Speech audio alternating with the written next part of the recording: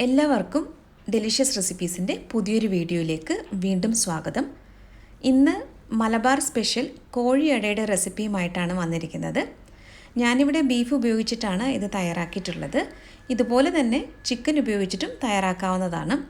അപ്പോൾ ഈ മലബാർ സ്പെഷ്യൽ കോഴിയട എങ്ങനെയാണ് തയ്യാറാക്കുന്നതെന്ന് നോക്കാം. ഞാനിവിടെ 1 കപ്പ് മൈദയാണ് എടുത്തത്.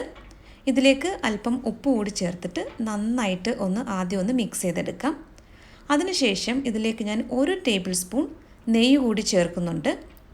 നെയ്യ് ചേർത്ത ശേഷം നന്നായിട്ടൊന്ന് മിക്സ് ചെയ്തെടുക്കാം. ഞാനിപ്പോൾ ഇത് കൈകൊണ്ട് നല്ലതുപോലെ ഒന്ന് മിക്സ് ചെയ്തെടുത്തിട്ടുണ്ട്. ഇപ്പോൾ നെയ്യൊക്കെ മാവിൻ്റെ എല്ലാ ഭാഗത്തും ആയിട്ടുണ്ട്. ഇനി നമുക്കിതിലേക്ക് കുറച്ച് വീതം വെള്ളം ഒഴിച്ചിട്ട് ചപ്പാത്തിക്കൊക്കെ കുഴയ്ക്കുന്നത് പോലെ ഒന്ന് കുഴച്ചെടുക്കണം. നോർമൽ ടെമ്പറേച്ചറിലുള്ള വെള്ളമാണ് ഞാൻ ഉപയോഗിക്കുന്നത് ഇത് കുഴച്ചെടുക്കാനായിട്ട്. നല്ല സോഫ്റ്റായിട്ട് വേണം ഇതൊന്ന് കുഴച്ചെടുക്കാനായിട്ട്. ഞാനിപ്പോൾ ഇതൊന്ന് നല്ലതുപോലെ ഒന്ന് കുഴച്ചെടുത്തിട്ടുണ്ട്. നിങ്ങൾക്കിത് കാണുമ്പോൾ തന്നെ അറിയാമല്ലോ, നല്ല സോഫ്റ്റായിട്ടാണ് ഇത് കുഴച്ചെടുത്തിരിക്കുന്നത്. ഇനി നമുക്കിതൊന്ന് അടച്ച് മാറ്റി വയ്ക്കാം. ഇനി ഇതിനുള്ള ഒരു മസാല നമുക്ക് തയ്യാറാക്കിയെടുക്കാനുണ്ട്. അപ്പോൾ അതിന് വേണ്ടിയിട്ട് 1/4 കിലോ ബീഫ്, 1/4 ടീസ്പൂൺ മഞ്ഞൾപ്പൊടിയും 1/4 കപ്പ് വെള്ളവും ഉപ്പും ചേർത്തിട്ട് വേവിച്ചെടുത്തതാണിത്. ചൂടാറി കഴിയുമ്പോൾ നമുക്കിതുപോലെ മിക്സിയുടെ ജാറിലിട്ടിട്ട് ഒന്ന് ക്രഷ് ചെയ്തെടുക്കാം. അപ്പോൾ ഇത് നമുക്ക് മാറ്റി വയ്ക്കാം. ഒരു പാനിലേക്ക് ഞാൻ കുറച്ച് എണ്ണയാണ് ഒഴിക്കുന്നത്. വെളിച്ചെണ്ണയോ സൺഫ്ലവർ ഓയിലോ ഏത് വേണമെങ്കിലും എടുക്കാം. എണ്ണ ഒന്ന് ചൂടായി വരുമ്പോൾ ഇതിലേക്ക് കുറച്ച് സവാളയാണ് ചേർക്കുന്നത്. മീഡിയം വലുപ്പത്തിലുള്ള 2 സവാളയാണ് ഞാനിപ്പോൾ ഇതിലേക്ക് ചേർത്തത്. കുറച്ച് ഉപ്പും കൂടി ചേർത്തിട്ട് ഇതൊന്ന് വഴറ്റിയെടുക്കാം. സവാള ചെറുതായിട്ടൊന്ന് വഴന്ന് കഴിയുമ്പോഴാണ് ഇതിലേക്ക് ബാക്കിയുള്ള ചേരുവകളൊക്കെ ചേർക്കുന്നത്. സവാള ഇപ്പോൾ ചെറുതായിട്ടൊന്ന് വഴന്ന് വന്നിട്ടുണ്ട്. ഇനി ഇതിലേക്ക് 1 ടീസ്പൂൺ വെളുത്തുള്ളി ചതച്ചതും 1/2 ടീസ്പൂൺ ഇഞ്ചി ചതച്ചതുമാണ് ഇപ്പോൾ ചേർത്തത്. 2 പച്ചമുളക് വളരെ ചെറുതായിട്ട് അരിഞ്ഞതും കൂടി ചേർത്തിട്ട് നന്നായിട്ടൊന്ന് വഴറ്റിയെടുക്കാം. ഇഞ്ചിയുടെയും വെളുത്തുള്ളിയുടെയൊക്കെ ആ ഒരു പച്ചമണം മാറുന്നത് വരെ നല്ലതുപോലെ ഒന്ന് വഴറ്റിയെടുക്കണം. ഇനി നമുക്കിതിലേക്ക് 1/4 ടീസ്പൂൺ മഞ്ഞൾപ്പൊടിയും 1 ടീസ്പൂൺ കാശ്മീരി ചില്ലി പൗഡറും 1/2 ടീസ്പൂൺ മല്ലിപ്പൊടിയും 1/2 ടീസ്പൂൺ ഗരം മസാലയും 1/4 ടീസ്പൂൺ പെരിഞ്ജീരക പൊടിയും കൂടെ ചേർത്തിട്ട് നന്നായിട്ടൊന്ന് ഇളക്കി കൊടുക്കാം. ഇത് ഏറ്റവും ചെറിയ തീയിൽ വെച്ചിട്ട് വേണം ഒന്ന് മൂപ്പിച്ചെടുക്കാനായിട്ട്. തീ ഒട്ടും തന്നെ കൂട്ടി വയ്ക്കരുത്. പൊടികളൊക്കെ നന്നായിട്ടൊന്ന് മൂത്ത് വന്ന് കഴിയുമ്പോൾ നമുക്കിതിലേക്ക് ബീഫ് ചേർത്ത് കൊടുക്കാം. ഈ ബീഫ് ചേർത്തിട്ട് നന്നായിട്ടൊന്ന് ഇളക്കി കൊടുക്കണം. ഈ മസാലയൊക്കെ നന്നായിട്ട് ബീഫിലൊന്ന് പിടിക്കത്തക്ക രീതിയിൽ നല്ലതുപോലെ ഒന്ന് ഇളക്കി കൊടുക്കാം. ഞാനിപ്പോൾ ഇത് ചെറിയ തീയിലാണ് വെച്ചിരിക്കുന്നത്. ഇതൊരു റിക്വസ്റ്റഡ് വീഡിയോ ആണ്. കുറച്ച് ദിവസം മുമ്പ് ഒരു ഫ്രൂട്ട് കസ്റ്റർഡിൻ്റെ വീഡിയോ ഞാൻ പോസ്റ്റ് ചെയ്തിട്ടുണ്ടായിരുന്നു.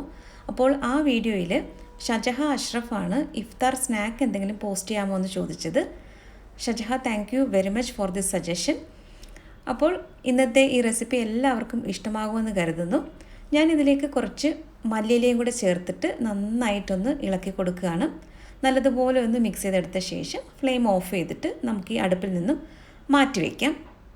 ഇനി നമുക്കിതിൻ്റെ ബാക്കിയുള്ള പ്രിപ്പറേഷൻ എങ്ങനെയാണെന്ന് നോക്കാം. നേരത്തെ നമ്മൾ കുഴച്ച് വെച്ചിരുന്ന മൈദ എടുത്തിട്ട് നമുക്കിതൊന്ന് പരത്തിയെടുക്കാനുണ്ട്. വളരെ തിന്നായിട്ട് വേണം ഇതൊന്ന് പരത്തിയെടുക്കാനായിട്ട്. അപ്പോൾ ഈ മൈദ ഞാനിവിടെ 2ആയിട്ടൊന്ന് ഡിവൈഡ് ചെയ്ത് വെച്ചിട്ടുണ്ട്. ഇനി നമുക്ക് ഒരല്പം മൈദയൊന്ന് വിതറിയ ശേഷം ഇതൊന്ന് പരത്തിയെടുക്കണം. ഇപ്പോൾ 1 കപ്പ് മൈദ എടുത്തപ്പോൾ 20 കോഴിയട ഉണ്ടാക്കാനായിട്ട് പറ്റി. വളരെ ചെറിയ കോഴിയടയാണ് ഞാൻ തയ്യാറാക്കിയത്. ഇതുപോലെ തിന്നായിട്ട് വേണം പരത്തിയെടുക്കാനായിട്ട്. ഇനി ചെറിയ ഏതെങ്കിലും കുപ്പിയുടെ ഒരു അടപ്പ് വെച്ചിട്ട് നമുക്കിതൊന്ന് വട്ടത്തിലൊന്ന് കട്ട് ചെയ്തെടുക്കാം. ചെറിയ കുപ്പിയുടെ അടപ്പോ അല്ലെങ്കിൽ സ്റ്റീൽ പാത്രത്തിൻ്റെ എന്തെങ്കിലും അടപ്പ് വെച്ചിട്ട് ഒന്ന് കട്ട് ചെയ്തെടുത്താൽ മതി. ഇത് വളരെ ചെറിയൊരു കുപ്പിയുടെ അടപ്പാണ്. അപ്പോൾ ഇതുപോലെ നമുക്ക് ഒന്ന് കട്ട് ചെയ്തെടുക്കാം. വളരെ എളുപ്പത്തിൽ തയ്യാറാക്കിയെടുക്കാൻ പറ്റുന്ന നല്ലൊരു സ്നാക്കാണിത്. ഇതുവരെയും ഇത് തയ്യാറാക്കിയിട്ടില്ലാത്തവർ ഇതൊന്ന് ചെയ്ത് നോക്കിയിട്ട് ഫീഡ്ബാക്ക് തരാൻ മറക്കരുതേ. ഈ മാവ് കളയണ്ട, വീണ്ടും ഒന്ന് കുഴച്ചിട്ട് ഒന്ന് പരത്തിയെടുത്താൽ മതിയാകും.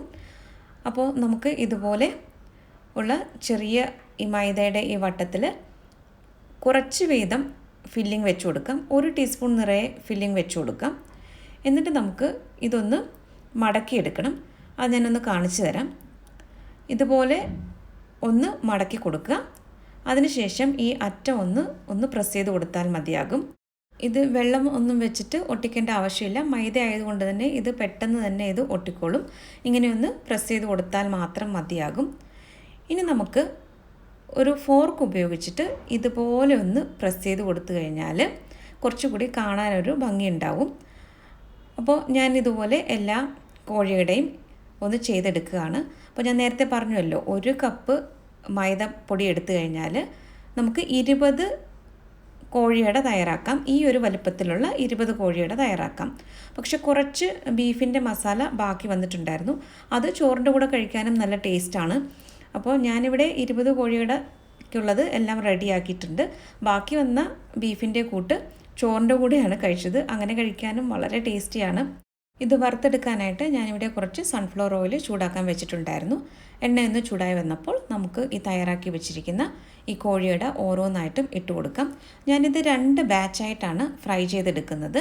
ഇപ്പോൾ ആദ്യത്തെ ബാച്ചിൽ 10 എണ്ണമാണ് ഇട്ടിട്ടുള്ളത്. ഇത് നമുക്ക് കുറച്ച് കൂടുതൽ ഇട്ട് ഇതുപോലെ വറുത്തെടുക്കാൻ പറ്റും. ഇതങ്ങനെ ഓരോന്നും ഒന്നിനൊന്ന് ഒട്ടിപ്പിടിക്കുകയൊന്നുമില്ല. അപ്പോൾ നമുക്ക് കുറച്ചധികം തന്നെ എണ്ണയിലിട്ട് വറുത്തെടുക്കാൻ പറ്റുന്നതാണ്. ഇനി ഇതുപോലെ ഒന്ന് തിരിച്ചും മറിച്ച് വിട്ട് ഒന്ന് വറുത്തെടുക്കണം. അപ്പോൾ മീഡിയം ഫ്ലെയിമിൽ വെച്ചിട്ട് വേണം ഇതൊന്ന് വറുത്തെടുക്കാനായിട്ട്. അപ്പോൾ ഇടയ്ക്കിടയ്ക്ക് ഇതുപോലെ ഒന്ന് തിരിച്ചിട്ട് കൊടുക്കാനായിട്ട് മറക്കരുത്. അപ്പോൾ വളരെ പെട്ടെന്ന് തയ്യാറാക്കി എടുക്കാൻ പറ്റുന്ന നല്ലൊരു ഈവനിങ് സ്നാക്കാണിത്. അപ്പോൾ ഇന്നത്തെ ഈ റെസിപ്പി എല്ലാവർക്കും ഇഷ്ടമായി കാണുമെന്ന് കരുതുന്നു. അതുപോലെ നമ്മുടെ ചാനൽ ആദ്യമായിട്ടാണ് നിങ്ങൾ കാണുന്നതെങ്കിൽ ഒന്ന് സബ്സ്ക്രൈബ് ചെയ്തിട്ട് സപ്പോർട്ട് ചെയ്യാൻ മറക്കരുത്. സബ്സ്ക്രൈബ് ബട്ടൺ അടുത്ത് കാണുന്ന ബെല്ലൈക്കൺ ഒന്ന് പ്രസ് ചെയ്ത ശേഷം ഓൾ എന്ന ഓപ്ഷൻ കൂടി ഒന്ന് പ്രസ് ചെയ്ത് കൊടുക്കണം. അപ്പോൾ ഞാൻ പോസ്റ്റ് ചെയ്യുന്ന എല്ലാ വീഡിയോയുടെയും നോട്ടിഫിക്കേഷൻ നിങ്ങൾക്ക് പെട്ടെന്ന് തന്നെ കിട്ടുന്നതായിരിക്കും. ഇവിടെ നമ്മുടെ ആദ്യത്തെ ബാച്ച് റെഡി ആയിട്ടുണ്ട്. നമുക്കിനി ഇത് എണ്ണയിൽ നിന്നും എടുത്തു മാറ്റാം. ഞാനിപ്പോൾ ഇത് ബീഫിൻ്റെ ഫില്ലിംഗ് വെച്ചിട്ടാണ് ഉണ്ടാക്കിയിരിക്കുന്നത്. ഇതുപോലെ തന്നെ ചിക്കൻ ഉപയോഗിച്ചിട്ടും നമുക്ക് തയ്യാറാക്കാവുന്നതാണ്. അപ്പോൾ നമുക്കിനി രണ്ടാമത്തെ ബാച്ചും കൂടി ഇതുപോലെ ഒന്ന് വറുത്തെടുക്കാം. ഇന്നത്തെ ഈ റെസിപ്പി എല്ലാവർക്കും ഇഷ്ടമായി കാണുമെന്ന് കരുതുന്നു. അപ്പോൾ മറ്റൊരു നല്ല റെസിപ്പിയുമായിട്ട് വീണ്ടും വരാം. താങ്ക്